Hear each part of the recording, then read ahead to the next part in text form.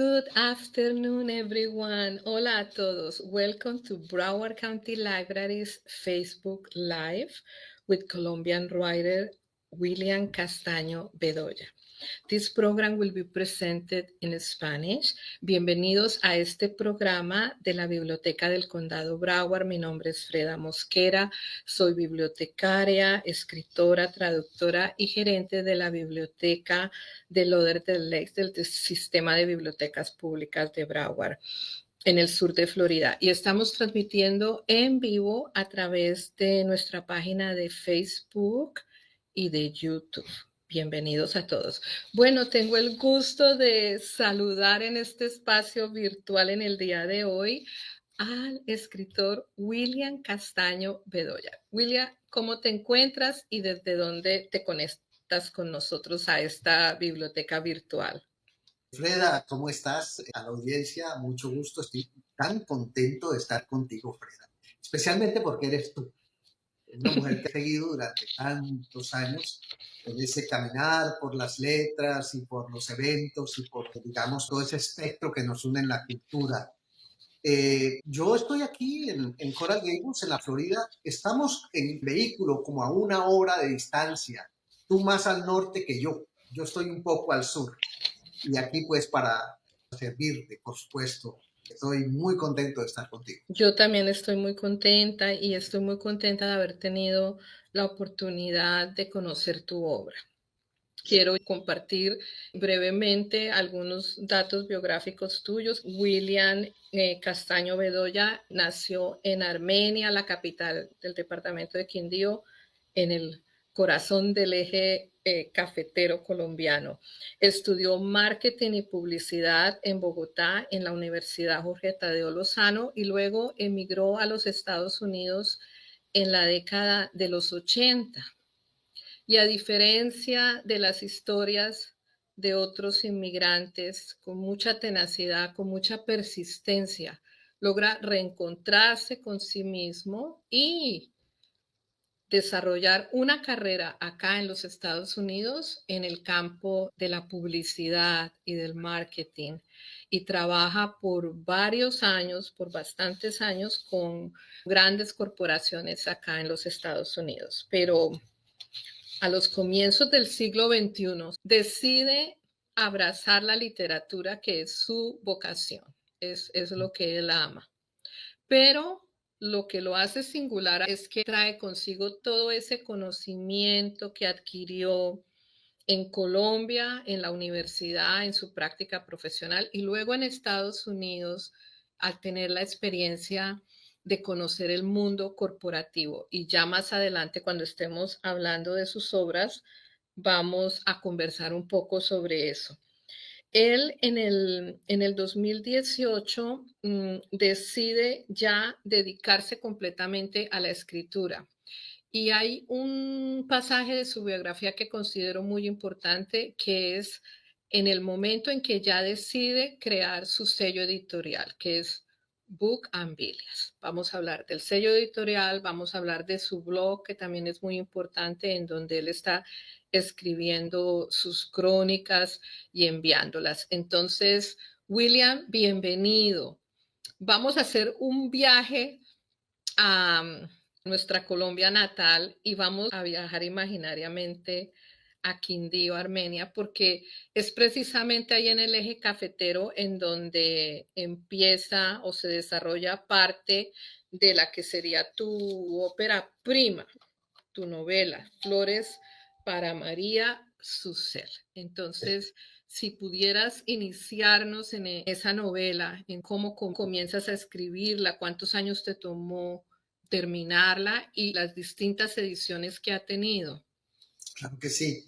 Freda, mira que cuando yo empecé a escribir Flores para María Susel, era el mismo día que mi madre muere en la clínica de Marley en Bogotá.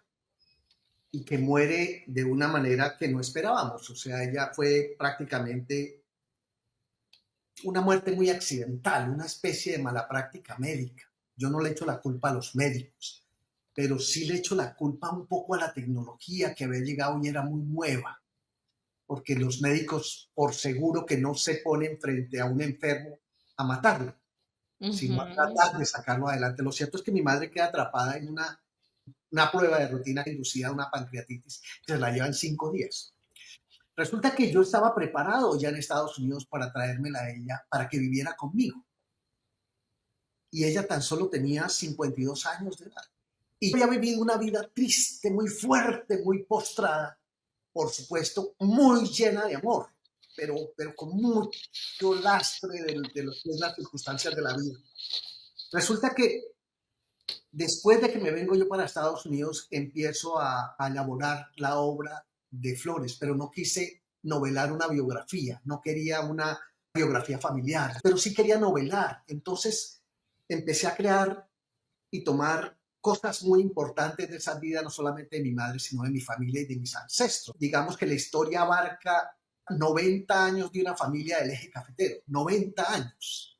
De esos 90 años hay una migración obligada en el año 66 de lo que es el núcleo familiar que ya viene a absorber la novela como tal, que es María Susel, su esposo y sus hijos pequeños, que su esposo es Gilberto. Resulta que transcurren años de vicisitudes, desde 1910 hasta 2004. Se traza un recorrido íntimo, social, centrado en María Susel como personaje, una mujer.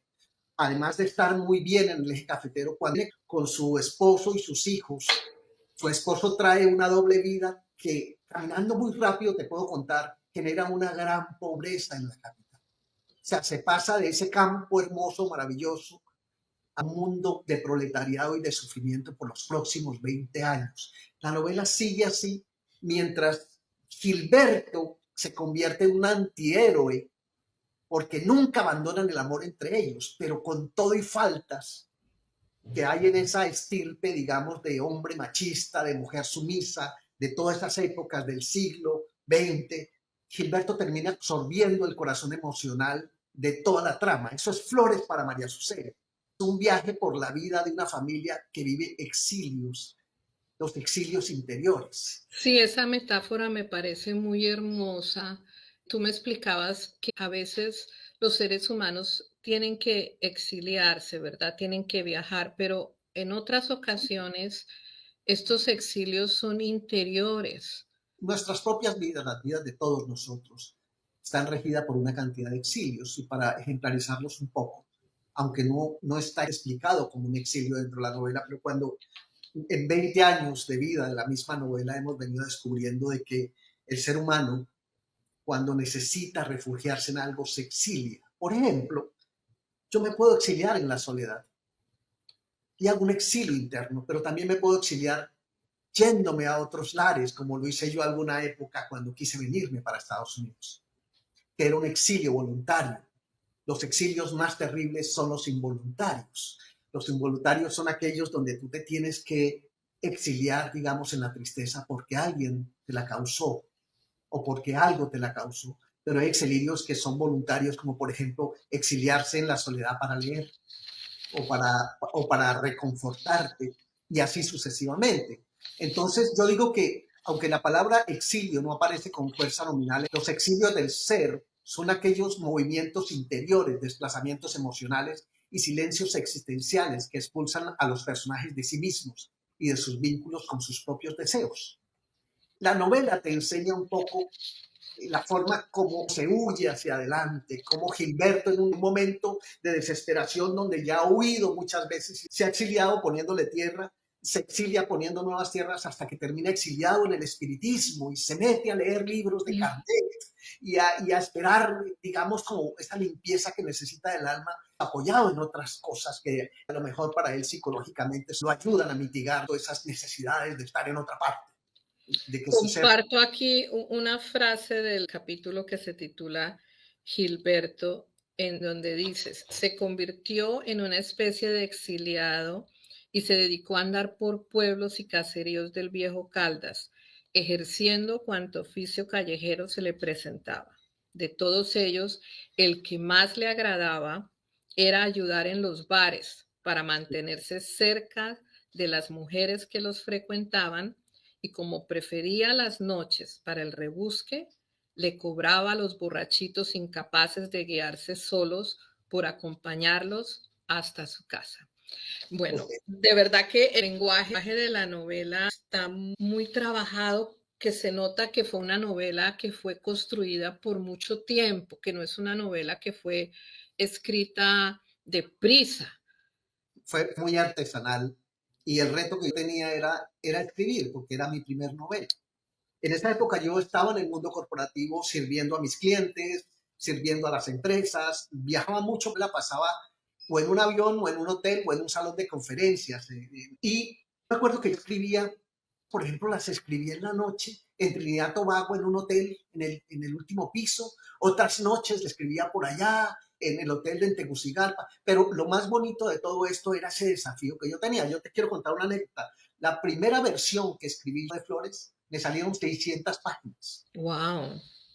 Pero empiezo a dudar de que eran 600 páginas, no tenía fundamentos para decir que era buena o mala, porque la formación mía como escritor ha sido una formación más bien de extracción creativa, no una formación de que haya ido a la universidad a estudiar filología, letras, literatura, muchas cosas, ni que haya sido periodista durante 30 años donde tengo las historias listas para recrear en ficción o no ficción. O sea que muchas personas que escriben como yo, que vienen de esos aspectos creativos de la publicidad y el marketing, tenemos otras fuentes de inspiración. Yo siempre he dicho que la inspiración y la creatividad surge de la investigación. Sí, hemos hablado un poco de los personajes que encontrarán los lectores y también el espacio geográfico. El aspecto socioeconómico, me gustaría que brevemente nos dijeras qué Colombia es la que los lectores encontrarán en Flores para María Susel. Bueno, geográficamente la Colombia del eje cafetero, que es prácticamente ese campo hermoso de café, en unos inicios, cuando empieza a ser gobernado por, digamos, por temas de orden público, cuando los primeros bandoleros empezaban a salir y a molestar a los campesinos dueños de sus tierras. Ese eje cafetero aún se conserva un poco limpio, pero cuando se va a la ciudad, Bogotá, demasiado hostil para la gente que llega con esa inocencia pegada en la piel. Empieza un momento en el cual la familia se hunde completamente en una gran necesidad, llevando a los niños hacia el frente, pero las tradiciones se venían con la familia. Tal es así que María Susel termina teniendo 8 hijos y 2 abortos. Y los abortos son cuando ella despierta un poco y dice ya no más, porque ella no quiere ser más la sumisa del eje cafetero y ya sabe que tiene que levantarse, arreglarse y coger un bus para ir a trabajar 12, 15 horas y regresar mientras el viejo no estaba, el papá. Entonces, ¿qué pasa?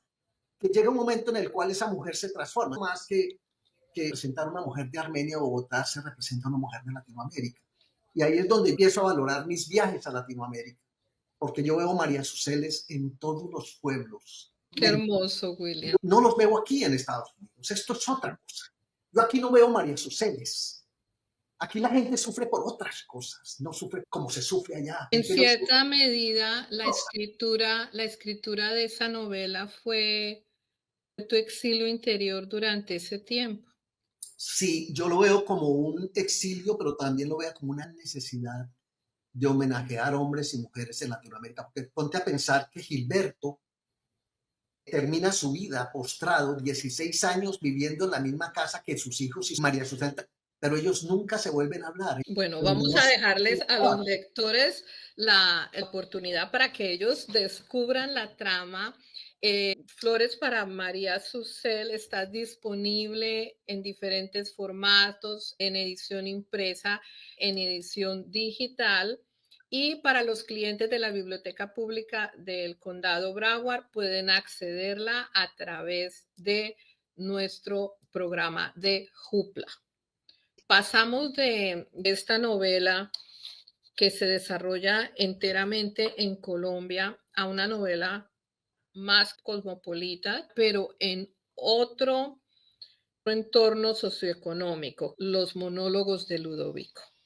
Sí. Entonces, en los monólogos de Ludovico ya no eres ese narrador omnisciente, ese historiador que regresa y hace una ficción de esos recuerdos familiares, sino que construyes una novela fascinante a través de los ojos de un personaje muy singular, Ludovico. Hablemos de Ludovico, de los monólogos de Ludovico. Bueno, te quiero decir que Ludovico es una historia que recorre unos 44 años de existencia, digamos, entre 1968 y 2012. La Ujú, existencia es porque Ludovico aparece en la novela siendo ya un hombre de 44 años. ¿Y quién es Ludovico? Hay una condición mental hereditaria que llega a Colombia proveniente de la colonización española. Estamos hablando de la colonia. mm, Esa condición se llama X frágil. X frágil es un desorden de los cromosomas y es una ujú, alteración del cromosoma X. Es una aberración, por decirlo así, sin ser científico. Lo cierto ujú, es que genera unos seres absolutamente hermosos en su condición humana como personas. No ujú, podemos hablar de que es un síndrome de Down, porque no lo es. No podemos hablar que es un autismo, porque no lo ujú. es. Aunque Perdona, ¿cómo se escribe la condición mental? en español Dime. se llama X, la X, y frágil, de fragilidad, frágil. Bueno, Ujú, lo interesante de esta condición es que tiene un espectro grande. O tú puedes haber nacido con el síndrome de una manera muy crónica, donde casi no te puedes valer por ti solo, o puedes tener un espectro donde ciertas cosas las haces por ti mismo, como bañarte. El personaje que analizo por tantos años y que lo extrapolo en esta novela sabe contar hasta 10, sabe escribir los nombres repetidos de la familia, una cantidad de cosas, pero al mismo tiempo la gran paradoja es que este personaje es quien narra su propia realidad en monólogos interiores y que aparte los narra dentro de un espectro de incomprensión de lo que escucha o de lo que ve y no puede narrar bien lo que piensa decir porque tiene apraxia. Decir algo no lo interpreta como el cerebro te lo ordena. Es un personaje de una familia pudiente. Llega antioqueña, una familia antioqueña. que resulta que todos los hermanos están por el mundo. Él es el último de la familia y sus dos padres son octogenarios. Y el gran dilema es qué va a pasar con Ludovico cuando los viejos mueran. Yo en algún momento te comenté que esa trama se iba a llamar Cuando los viejos mueran, en vez de Ludovico. Sí. Entonces la familia se reúne a analizar qué hacer cuando los viejos mueran, pero Ludovico no entiende las reuniones ni entiende las charlas y Ludovico crea su propia imaginación de lo que está pasando. Eso es parte de una ficción psicológica que al leerla es muy entretenida porque te hace llorar o te hace reír. Sí, Porque porque Ludovico es, Ludovico cree que ellos están hablando acerca de un mueble. exacto, eso es un leitmotiv. Porque a él lo disuaden cuando él pregunta, ¿qué? Él le dice, no, el mueble de la mamá, Medellín. Pero el mueble de la mamá en Medellín es él. ¿Podríamos leer un párrafo? Un párrafo de Ludovico. Sí, sí, sí, un párrafo de Ludovico para ilustrar un poco a los lectores en cómo están escritos los monólogos, ¿no? Ok, vamos a leer un poquito. El primer monólogo se llama Monólogos del día primero. Sí. Y los monólogos del día primero narran el nerviosismo que él tiene en el avión cuando este bendito aterriza. Es que es un nerviosismo que nunca se le va, aunque ha sido un tipo que ha viajado por todo el mundo porque su familia lo lleva a todas partes a pasear. Él empieza a expresar lo que le pasaba como sensación llegando al aeropuerto. Dice, Ujú. puta, puta, una grosería. Fue lo único que pude decir cuando el avión tocó Miami y se estremeció como si se empezara a desbaratar, rodando y rodando muy pero muy rápido por ese suelo, peleando con ese viento bulloso, acosador, emputado porque el avión había llegado sin pedirle permiso y sin querer parar, y nosotros en ese avión haciendo un esfuerzo para ayudarle a que no siguiera tan rápido o para que se moviera más despacio, y dele a ese viento que sonaba y chillaba furioso porque el avión le quería ganar. Uf, qué ganas tan grandes de orinar me dieron y apreté las nalgas y junté las rodillas para no hacerlo, como mi vieja me dice que haga cuando estoy lejos de un baño y seguía angustiado, sintiendo que el avión no paraba porque le podía el viento. Empecé a sudar y a sudar y miré a mi vieja y ella me miró aterrada con ganas de que yo no me asuste porque me puede dar la pendejada que me da cuando me asusto. Y aunque ese animal se fue quedando sin fuerzas porque el viento empezó a ganarle, seguí sudando y me picaban los sobacos y me tenía que rascar hasta que me sintiera liviano, sin tanto peso en el cuello, y eso que yo no sudo tanto porque no me sale cuando estoy recalentado por los trotes que doy por la Comuna 13 o porque estoy con la pendejada. La pendejada que le da es que Sí. Ludovico, cuando siente que no lo entienden o cuando ya está cansado de no entender lo que pasa, va entrando en crisis nerviosa y convulsiona. Y solo se le pasa cuando la mamá le da una pastillita y lo calma. Y después de la pastillita, él le pide a la mamá que lo lleve a misa. No he conocido muchas novelas que son escritas. Leí hace algunos años una desde el punto de vista de una mujer que tiene la condición de bipolaridad y ella cuenta cómo es su vida, pero yo no había tenido acceso a una novela en la que de manera tan realista se contara cómo es verdaderamente el mundo de una persona que lo ve de una manera diferente. Entonces, yo creo que ese es el gran logro de esta novela tan bella. Los invito a que lean los monólogos de Ludovico. Está también traducida al inglés, está disponible en versión digital a través del catálogo de la Biblioteca del Condado Broward, y aquellas personas que quieran acceder a la colección de la biblioteca y que no sean residentes del condado pueden también adquirir la tarjeta en línea que les va a dar el acceso a toda esa colección tan grande que tenemos. Quiero decirles que hay un personaje femenino, si tú pudieras contar, William, esa Amparo. niña que él ama, brevemente. Ludovico es el personaje central, pero Ludovico siempre está narrando sobre dos mujeres que son el soporte de su vida. Uno, el soporte físico, que es su madre, que Ujú, es octogenaria, que desde hace 44 años lo lleva por la vida hasta el momento donde están, pero están decidiendo que ya no puede más. ujú, Ludovico en sus 44 años está en plenitud de su lucidez y de su inteligencia, pero no puede estar solo. Entonces él se enamora. Acuérdense que es un personaje ujú, sexualmente desarrollado como un hombre adulto, pero la mente de un niño de 10 años. La novela toca tangencialmente la libido que él maneja. Se enamora de una niña que conoce cuando sale a caminar por las comunas y por Medellín. Es una niña que saluda todos los días, que tiene muy poquitos años, que se llama Amparo, y él toda la vida lo idealiza y en el viaje que hace a Estados Unidos todo lo relaciona con ella. Y es un hombre monógamo en su estructura familiar, porque ujú, tiene el ejemplo de su padre y su madre que nunca se separan. Entonces, aunque él se ve tentado por otras mujeres, su imaginación les cambia la cara por la de Amparo porque él no quiere traicionarlas. Hay una cantidad de situaciones que te van dando en la medida que lo vas leyendo, todo lo que es su propia condición humana. Ahí mismo puedes encontrar inclusive muchos reflejos de tu propia ujú. alma. William, la siguiente novela que publicas ya se sitúa en los Estados Unidos, pero aún conserva una conexión con Latinoamérica, que es El Galpón. Sí, Una novela que también está traducida al inglés y que también se consigue en formato impreso, en formato digital. El sí, Galpón. sí.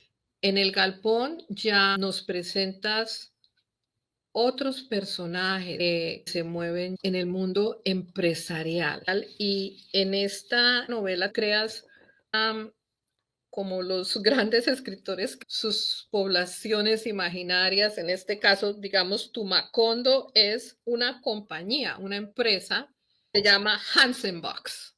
La compañía tiene un nombre alemán porque su dueño es un inmigrante alemán que digamos que empieza una aventura muy pequeña en un rincón de Miami, cerca del aeropuerto, con una compañía muy pequeña de logística. A ver si nos cuentas un poco cómo es de curioso este dúo que se forma en Hansen Box. Realmente Hansen Box surge de una necesidad de reunir tantas anécdotas y tantas cosas vividas viajando por Latinoamérica y en mis últimos 10 años prácticamente ayudando a grandes empresas a hacer alianzas estratégicas para ampliar el espectro del mercado internacional de cada uno. Me inspiró saber tantas cosas de tantas geografías y también saber interpretar esos momentos históricos. Digamos, la publiqué en el 2023 Narra 4 décadas de historia corporativa o empresarial, desde 1988 hasta el 2018. Sucede en el seno de una multinacional que colapsa víctima de su propio éxito. Esto es clave. El éxito en una empresa tiene que apalancarse con mucha sabiduría porque el éxito te puede enterrar. William, quisiera que me hablaras de los personajes. Ethan Mondaberry es un americano de origen vasco-español. Es un tipo que sirve en la novela como el gerente, buena persona, que se echa a sus espaldas la empresa del dueño, que es Adolf Hansel. Sí, es un tipo que le dan la empresa para que la maneje porque el dueño es absolutamente desconectado, gamonal, no se mete en la empresa, pero le paga a este tipo para que la mueva. Resulta que este tipo logra, con la ayuda de Oliver, que es un asesor externo, logran llevar a esta empresa muy arriba en una geografía que es continental.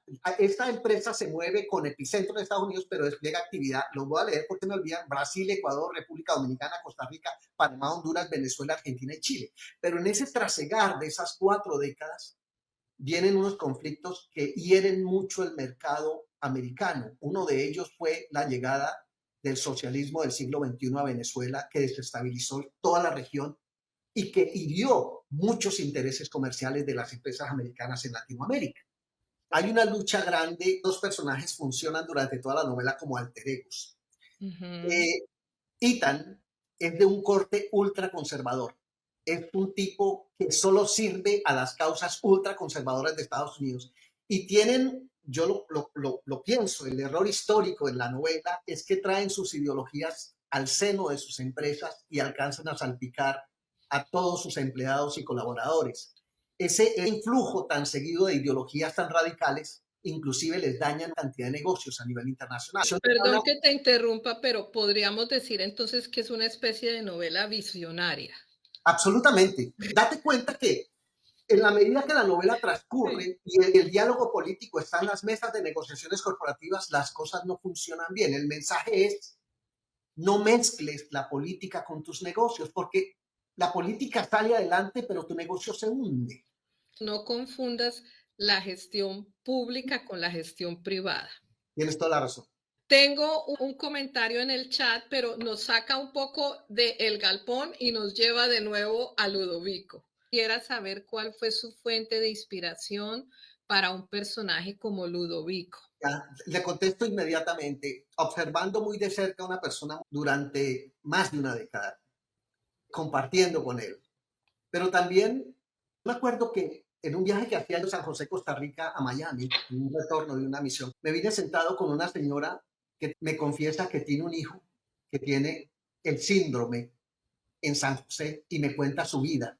Y nos hacemos amigos. Yo no sabía que Ludovico tendría ese síndrome. Después de que terminé la novela, es que me doy cuenta que es la presencia del síndrome, que no es un autismo, que no es síndrome de Down, es el X frágil. Cuando empiezo a investigar más científicamente, ¿por qué? Porque Ludovico físicamente no tiene Down. Ludovico físicamente en su mirada no es autista. Ludovico es una persona diferente. Lo más hermoso de la novela es eso. Y también el cambio en el lenguaje, que tenemos que ser muy cuidadosos con las palabras y cómo las usamos porque las personas vivimos con condiciones mentales. Freda, para cerrar rápido esto, me hago amigo de un hombre de tecnologías de origen mexicano que tiene un hijo que tiene una condición que no es X frágil, sino que es un autismo severo. Este hijo resulta que cumple 18 años y empieza a crecer mucho más que el mismo padre y que la mamá y que la hermanita. Y es tan severo el autismo de que este niño empieza a castigar a los papás porque tiene una fuerza desmedida. Esa familia empieza a vivir un verdadero caos y yo empiezo a extraer el tema de Ludovico en esos momentos de gran frustración y se enloquece, porque Ludovico tiene momentos de locura.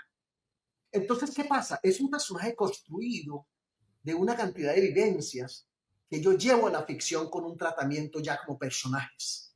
Qué hermoso, qué hermoso. Quisiera explicarle a los lectores qué es un galpón. Sabemos qué es el galpón, sabemos qué es un galpón, pero ¿por qué? Bueno, Porque la novela se llama El Galpón. Bueno, primero que todo porque me encantaba el túnel de Sábato. Hablando del túnel y del Sábato, él hablaba Ujú. de algo puntual que tiene muchas connotaciones por la novela misma, pero yo me puse a pensar en el galpón porque el 70% de la trama sucede en toda esa transformación de la Venezuela del socialismo casi al comunismo o a la izquierda profunda y por supuesto al rechazo de todo lo que eran las normas comerciales del exterior, se cierran los aeropuertos, la crisis llega, todo eso le cuesta a Hansen Box, le cuesta grandes alianzas a nivel mundial, es donde empieza a desmoronarse todo ese paraíso comercial. Es una novela muy interesante para gente que estudia administración de empresas, economía, tecnología, macroeconomía. Yo El diría galpón, que para cualquier lector, porque de alguna manera experimentamos los cambios en el mercado. Entonces, nuestra vida diaria, que a veces no entendemos lo que está sucediendo, pero nosotros experimentamos los cambios. Quisiera recordarte que la novela tiene un glosario, ¿cierto? sí, tiene un glosario de términos porque se usa mucha jerga de diferentes países de Latinoamérica, inclusive americana. Pero quiero cerrar el tema de por qué se llama el galpón. Resulta que a raíz del referendo, los venezolanos en una noche compran todo lo que no podían comprar en un año donde ganara el referéndum y les quitaban ese beneficio. Entonces hay un tsunami de logística y resulta que para los venezolanos donde se guardan las mercancías se llaman los galpones. Ujú. Para nosotros en Colombia tal vez un gallinero. Pero hay otras connotaciones también, por eso se le puso el galpón. Es como esa parte física donde se maneja la novela con paquetes y cosas. Sí, yo creo que tú también te rompes con ese estereotipo del escritor latinoamericano que escribe, cuando está en Estados Unidos, escribe sobre las mismas temáticas.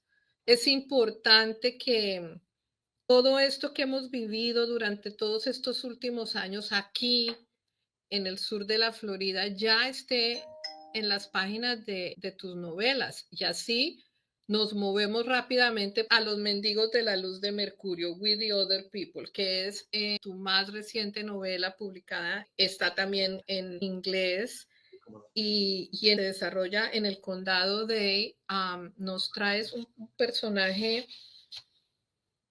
Steve Newman, su apellido, Newman, hombre nuevo. Es una novela americana y te lo quiero contar así porque sé que está corriendo el tiempo.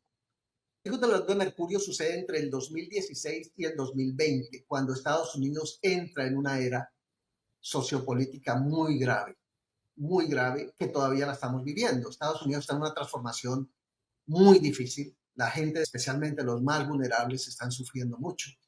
Hay un poder que es asfixiante, no solamente para la parte de inmigración, sino para el mundo entero, los aranceles, el proteccionismo, pero al mismo tiempo ese culto a las grandes riquezas que quieren gobernar por siempre y ser más ricas todos los días. O sea que es un tema social. Esta novela es una novela con una postura social muy fuerte, pero es una novela completamente americana en sus personajes, en sus costumbres y en sus tramas.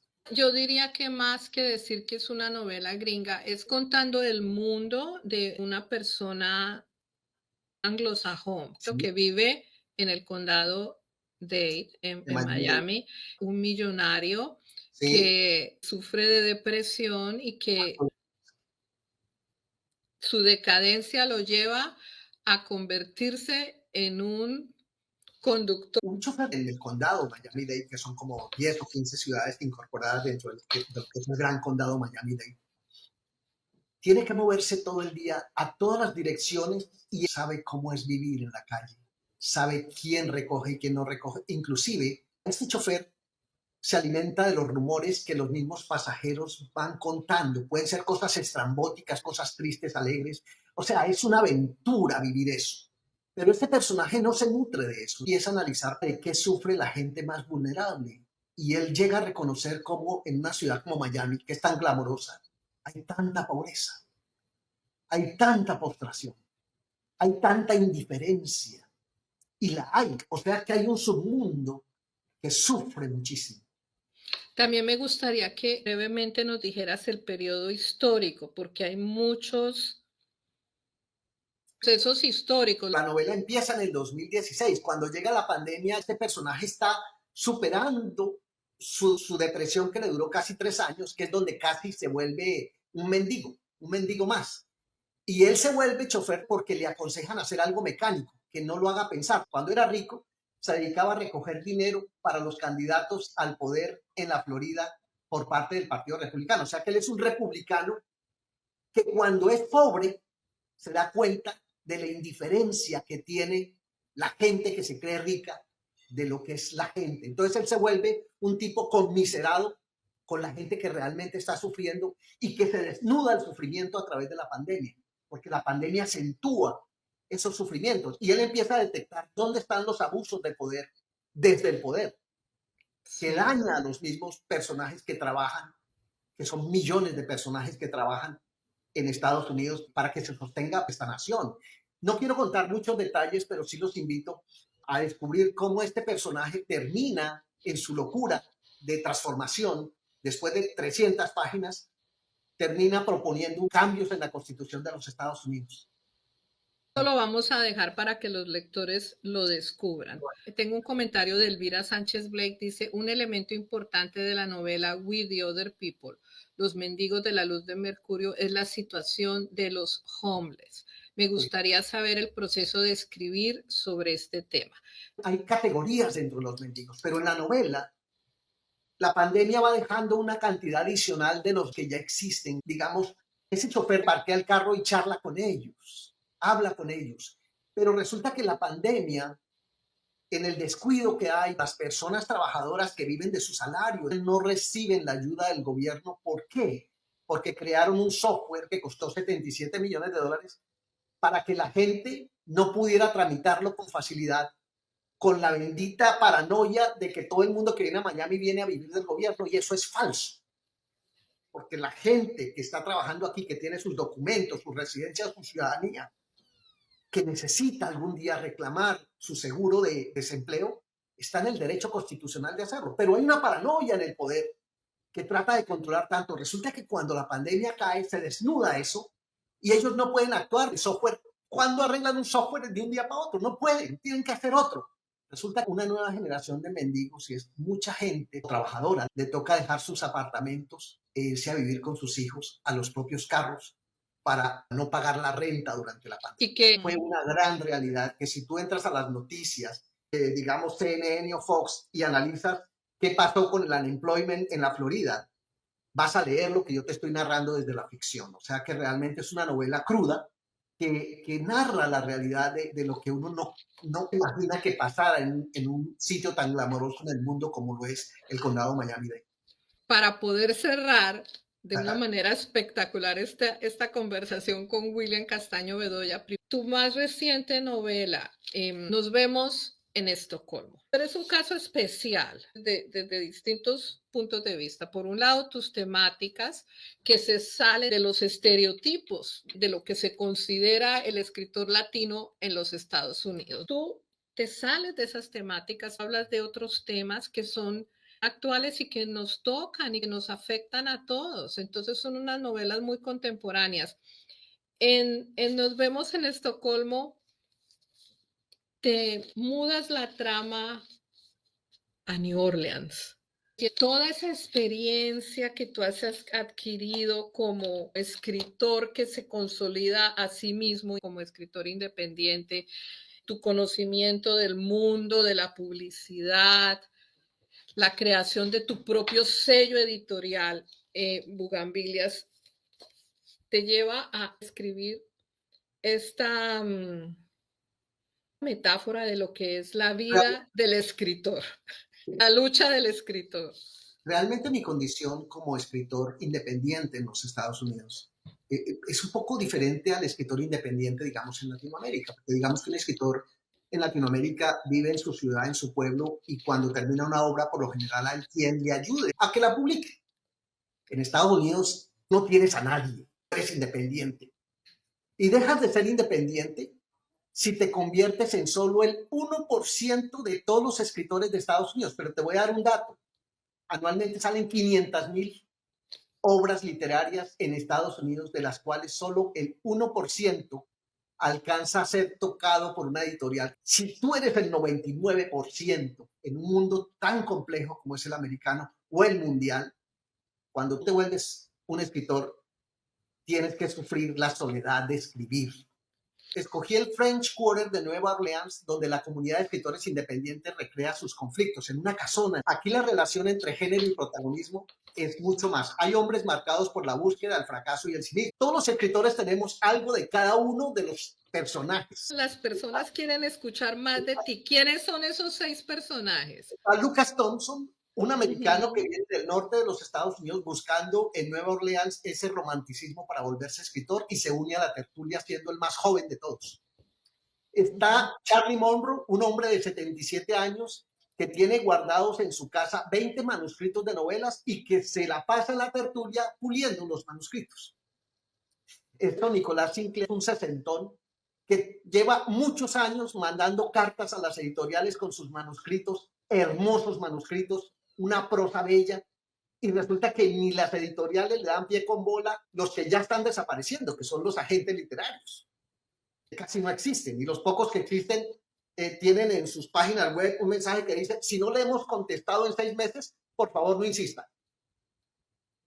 Está Gabriel Turner, que en la tertulia es un hombre cincuentón que se ufana de haber estudiado literatura, que emerge como ese personaje que los gobierna a todos, que dicta la técnica, pero realmente lo que hace es crear mucha inseguridad en el repentismo de los novelistas que vienen en la tertulia. O sea que es una trama que te lleva de un lado para otro.